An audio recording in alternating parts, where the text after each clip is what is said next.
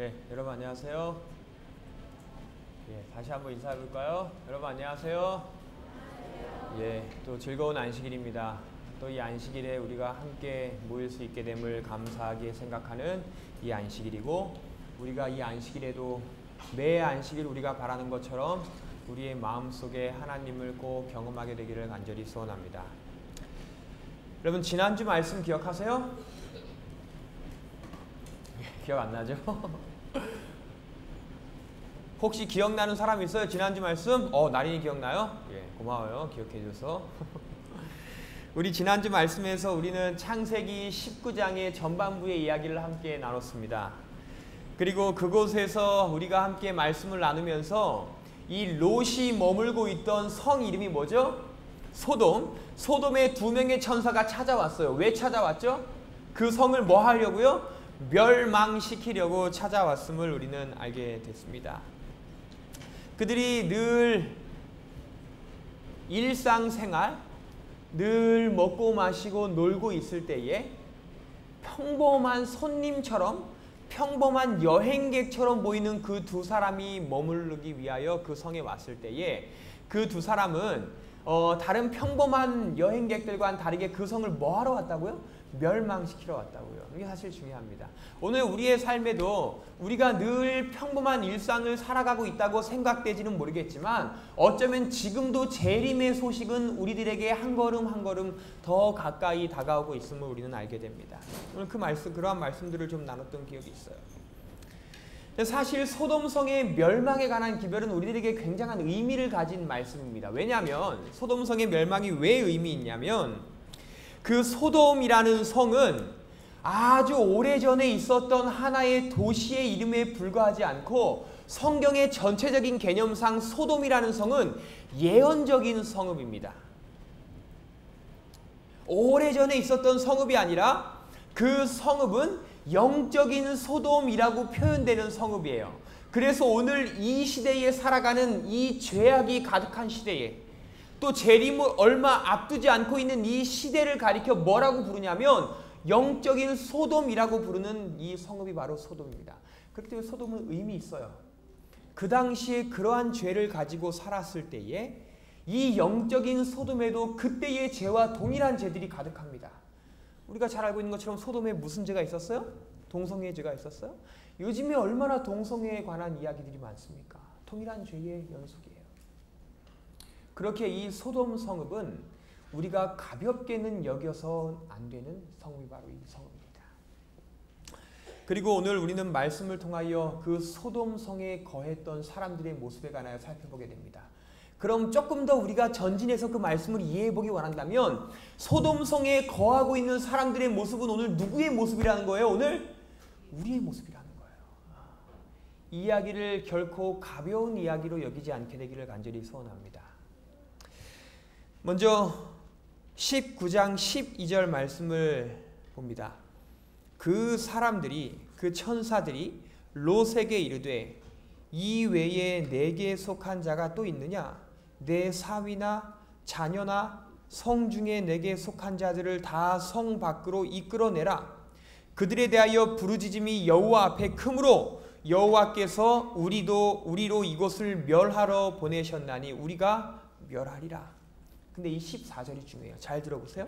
롯이 나가서 그 딸들과 정혼한 사위들에게 고하여 이르되 여호와께서 이 성을 멸하실 터이니 너희는 일어나 이곳에서 떠나라 하되 그 사위들이 그 다음에 뭐라 표현되어 있어요? 뭐로 여겼더라? 뭐야? 농담. 여러분 농담이 뭐예요? 제가 농담 잘하게 생겼어요? 농담이 뭐예요? 조크? 가벼운 이야기? 진실이 아닌 이야기? 웃기려고 하는 이야기? 농담? 원어적인 표현으로는 비웃음으로 되었더라. 근데 사실은 웃음이 강조된 단어가 아닙니다. 그들이 듣고 막 웃었다, 하하 막 웃었다, 그러게 강조된 표현이 아니에요. 근데 이 원어적인 표현의 핵심적인 의미를 우리가 알기를 원한다면 이걸 기억해야 됩니다. 거짓으로 여겼더라 한 거예요. 거짓으로. 그 롯이 한 이야기를 뭐로 여긴 거예요? 거짓으로. 좀 더 나아가서 나와는 전혀 상관없는 이야기? 진실이 아닌 이야기? 이랬다는 거예요. 롯이 진지하게 이야기하지 않았을까요? 아니요. 정말 진지하게 이야기했을 거예요. 한시가 급하게 매우 급작스럽게 이야기했을 겁니다. 근데 그 사위들은 그 얘기를 듣고 거짓으로 여겼다 성경이 표현해요.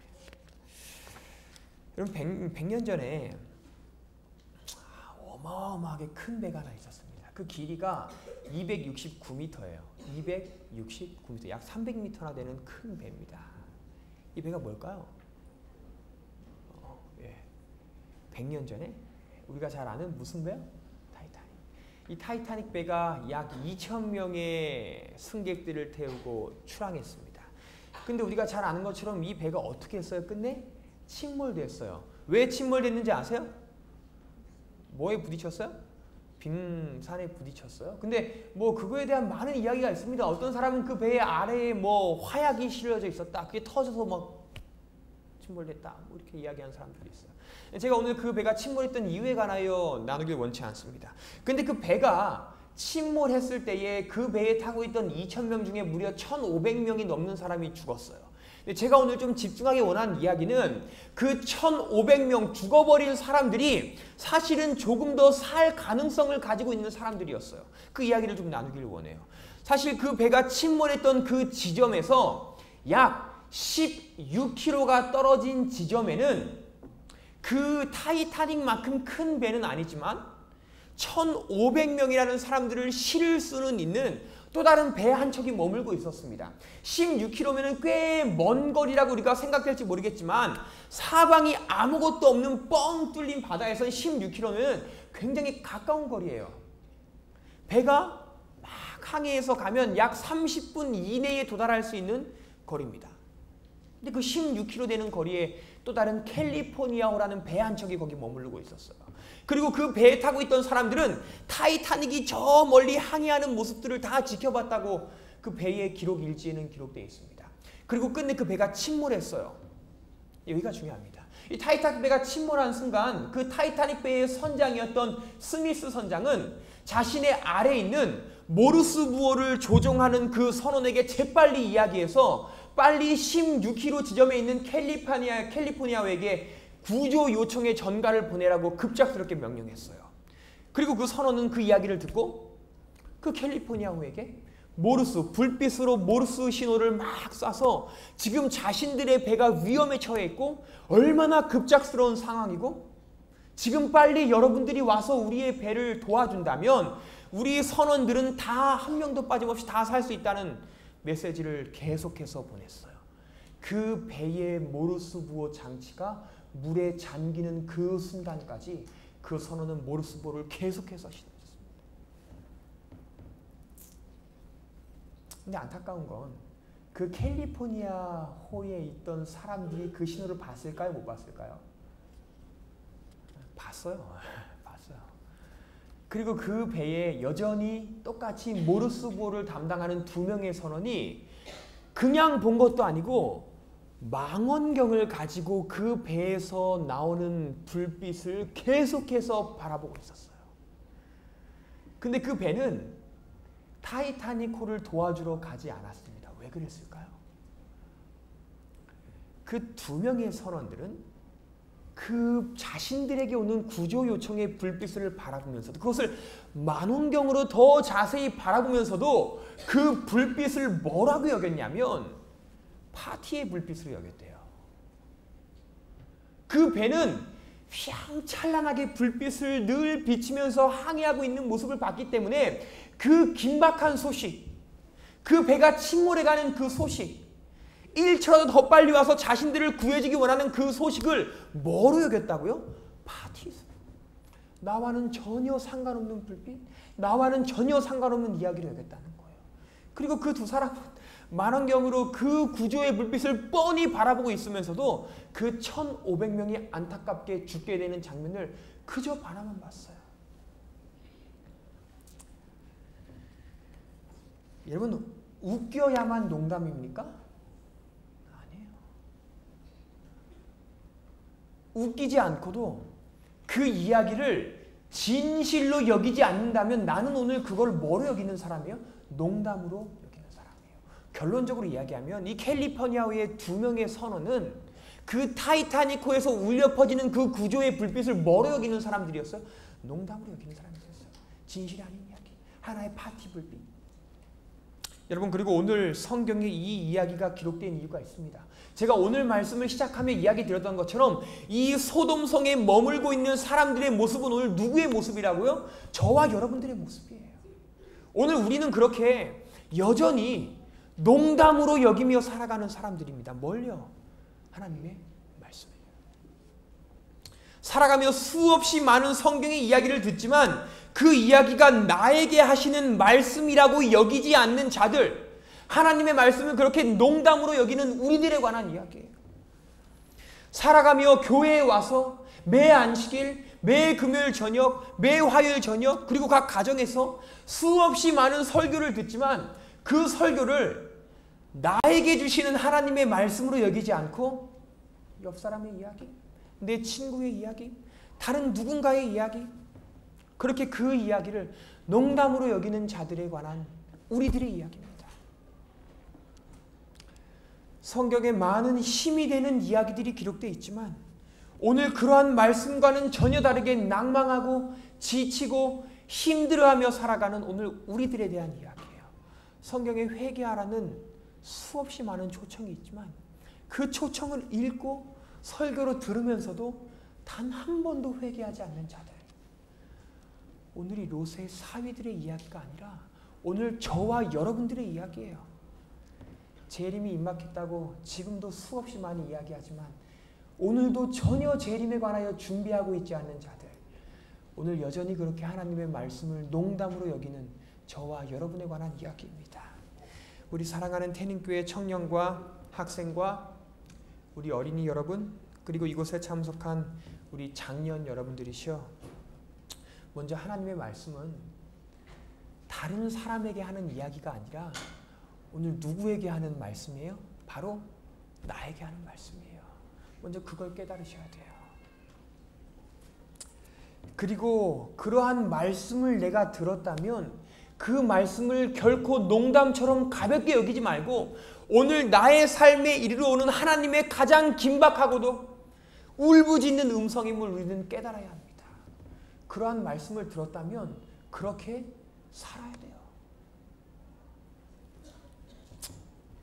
성경에서 그렇게 된다면 나의 삶에도 진짜 그렇게 됩니다. 오늘 그렇게 우리가 하나님의 말씀을 바라보고 살아가므로 롯의 사위들처럼 이 하나님의 말씀을 하나의 가벼운 농담처럼 여기지 않는 자들이 저와 여러분의 삶의 모습이기를 간절히 소원합니다. 근데 롯의 모습을 좀 살펴보기를 원해요. 롯이 그렇게 사위들에게 그 긴박한 소식을 전하고 왔을 때에 롯이 얼마나 실망했을까요? 화이트는 이런 기록을 기록합니다. 그는 슬픔 가운데 집으로 돌아와 그가 실패한 이야기를 천사들에게 하였다. 슬픔 가운데 그의 마음속에 얼마나 큰 슬픔이 있었는지 화이트는 강렬하게 기록해주고 있어요. 여러분 잘 생각해 보세요. 이게 하나님의 마음 아닐까요? 오늘도 우리들에게 말씀을 통하여 그 긴박한 음성을 전해주고 있을 때 우리가 전혀 그 이야기를 가볍게 여길 때 하나님께서는 이러한 동일한 슬픔으로 우리를 바라보시지 않을까요? 제가 오늘 조금 더 집중하기 원하는 말씀이 있습니다. 롯이 그렇게 슬픔 가운데 있을 때에 천사들이 이런 이야기를 했어요.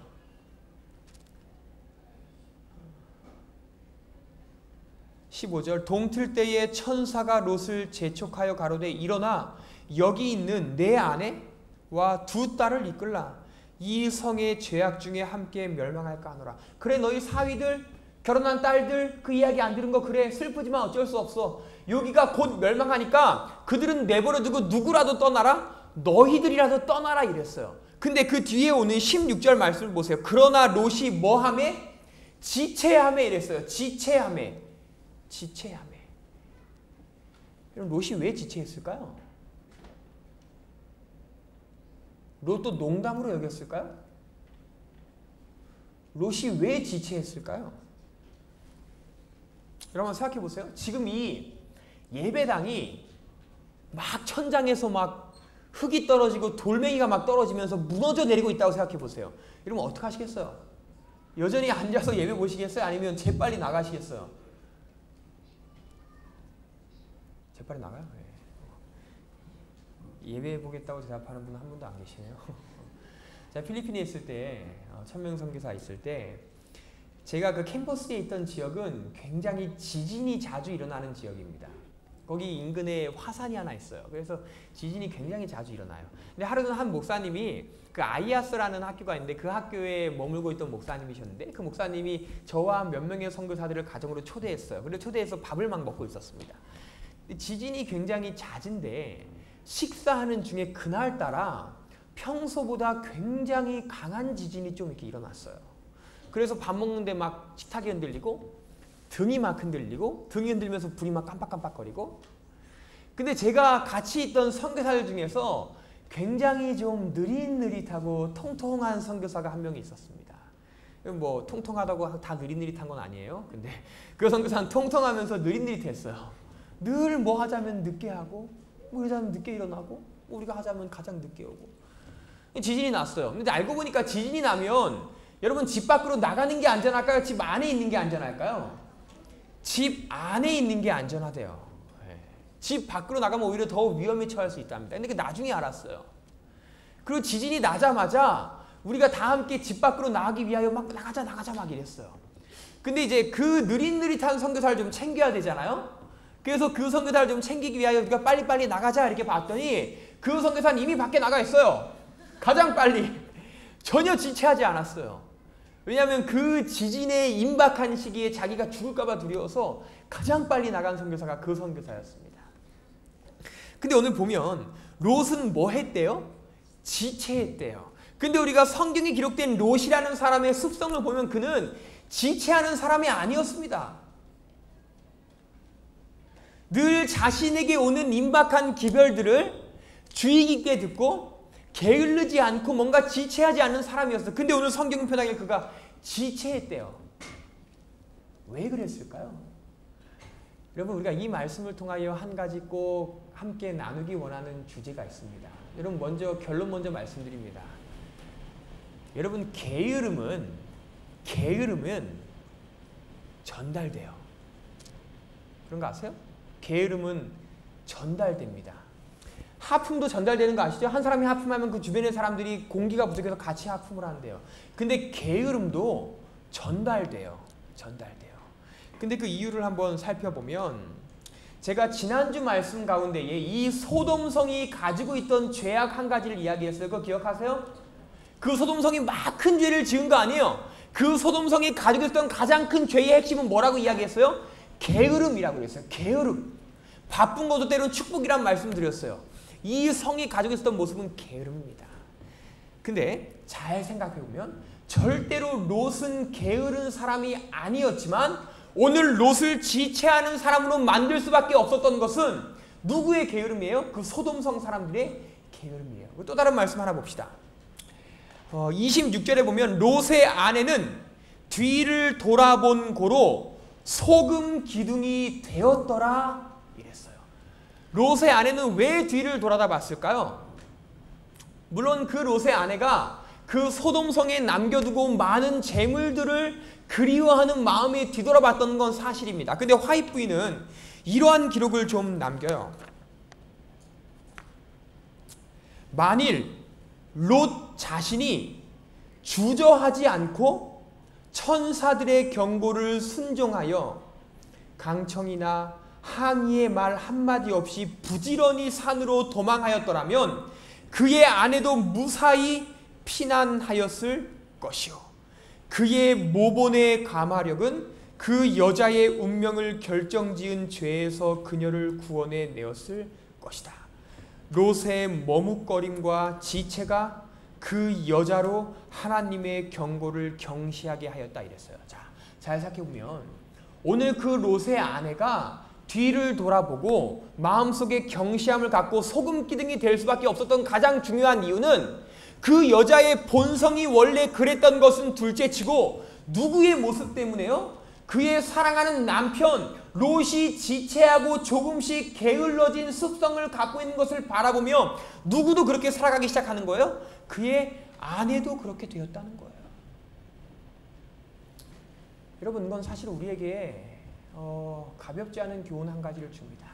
오늘 내가 잘못 살아서 그렇게 멸망함을 받고 나 혼자 멸망함 받는 것은 오케이, 내가 그렇게 살았으니.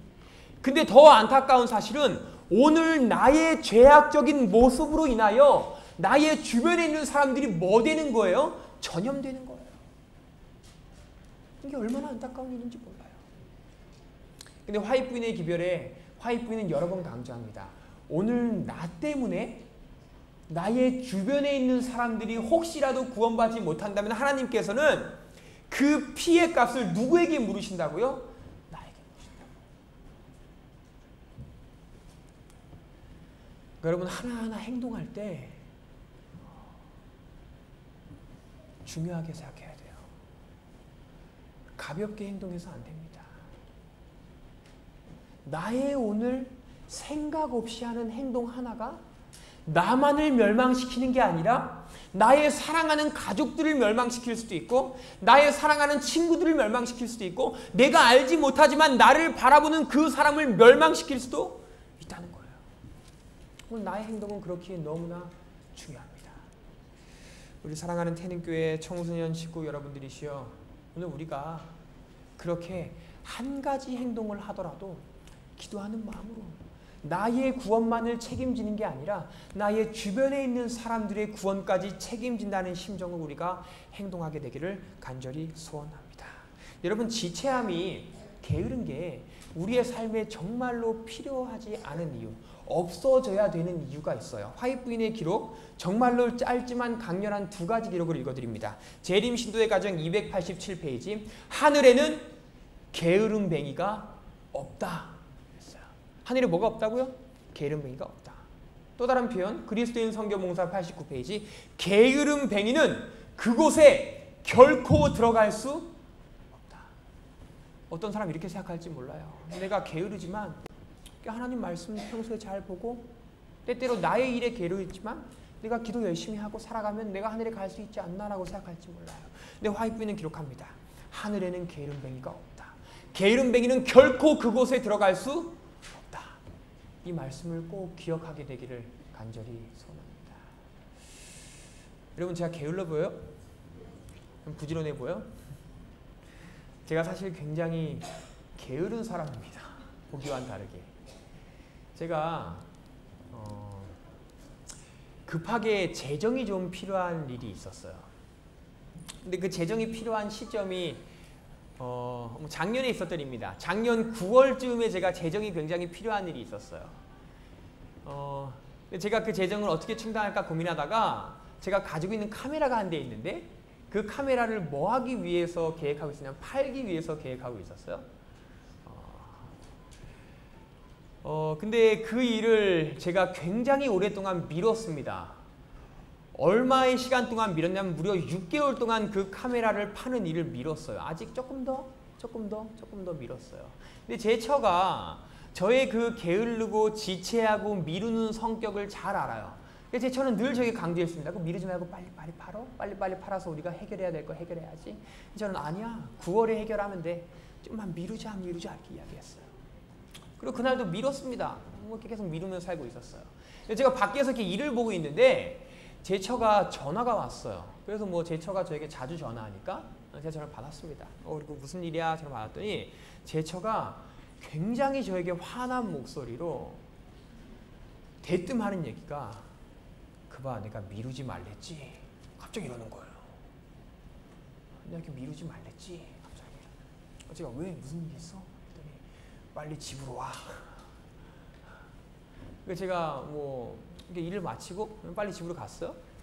집으로 갔더니 저의 아이 중에 둘째 아이는 특별히 심하게 울고 있고, 방에 갔더니 방 바닥에 카메라가 산산조각이 나 있어요. 제가 무슨 일인지 봤더니 저의 첫째 아이와 둘째 아이가 집에서 그날 막 재밌게 놀고 있었어요. 뭘 하고 있었냐면 벽에를 막 서로 집어던지면서 이렇게 재밌게 놀고 있었습니다. 근데 그날따라 저희 아이들이 흥분했어요. 그래서 벽에를 들고 막 책상 위로 올라가서 책상 위에서 막 집어던지고 이러다가 어느 순간에 보니까 너무 흥분해서 둘째 아이가 벽에를 던져서 벽에를 들기 위하여 이렇게 던지기 위하여 들고 이렇게 던졌는데 카메라가 날아갔어요.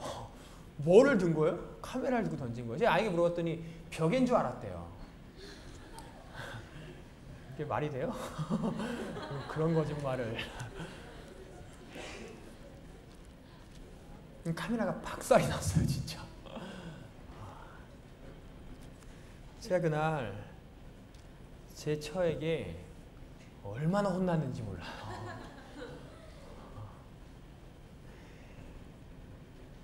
물론 뭐 나중에 저의 큰 타격이 있긴 했지만 그 카메라를 잘 해결해서 뭐 잘 팔아서 잘 재정을 사용하게 됐던 기억이 있습니다. 근데 제가 게으름이란 생각을 하면 늘 그것을 떠올라요. 게으름은 두 사람을 죽입니다. 나 혼자만 죽이면 상관없어요. 게으름은 오늘 나를 죽여요. 게으른 나. 근데 또 다른 사람을 죽여요. 왜냐하면 내가 게을러서 나 때문에 분명히 피해보는 자들이 생겨요. 저의 둘째 아이, 이 소돔성의 롯의 아내, 분명 나의 게으름은 나 혼자만을 죽이지 않고 나의 주변에 있는 사람들을 죽이기 시작합니다. 그게 게으름의 무서움이에요. 그렇기 때문에 하나님께서는 게으름을 하늘에 없는 것이라고 명확하게 기록해 두셨어요. 오늘 우리의 삶 속에 게으름이 없게 되기를 간절히 소원합니다. 지난주와 동일한 말씀이라고 절대로 우리가 가볍게 여기지 않게 되기를 간절히 소원해요. 게으름은 분명한 죄입니다. 그리고 그 죄는 나를 멸망시킬 뿐 아니라 나의 주변의 사람들을 멸망시키는 죄임을 저와 여러분이 꼭 기억하게 되기를 간절히 소원합니다. 여러분 두 가지 말씀드려서 첫 번째, 오늘 소돔성에 머무는 사람들, 오늘 저와 여러분의 모습이에요. 첫 번째로 그들은 하나님의 말씀을 뭐로 여기는 자들이요? 농담으로 여기는 자들이에요. 오늘 우리가 여전히 이 하나님의 말씀을 가볍게 여기며 살아가고 있다면 더 이상 그렇게 살아가지 않게 되기를 간절히 소원합니다. 이 말씀은 나의 삶에 진실되게 일어날 이야기예요. 농담이 아니라 진담입니다. 진담이에요. 그리고 두 번째로 말씀은 알지만 지체하는 자들. 다 알아요. 말씀 보지만 게을르면 어때요? 라고 생각하는 자들. 그들은 롯의 아내처럼 여전히 멸망당할 수밖에 없습니다. 오늘 저와 여러분의 삶 속에 이 소돔성이 가지고 있었던 그 게으름의 죄가 없게 되기를 간절히 소원합니다. 그러나 오늘 하나님의 말씀이 나의 삶에 주는 진실된 진담으로 여길 수 있는 자들, 그리고 더 이상 게으르지 않는 자들이 오늘 저와 여러분이 되므로 그렇게 소돔성이 멸망당할 때에 살아남았던 롯의 가족들처럼 이 마지막 재림의 기별을 듣고 살아남는 저와 우리 모든 청소년 예배 식구들이 되기를 간절히 소원하면서 오늘 말씀을 줄이겠습니다.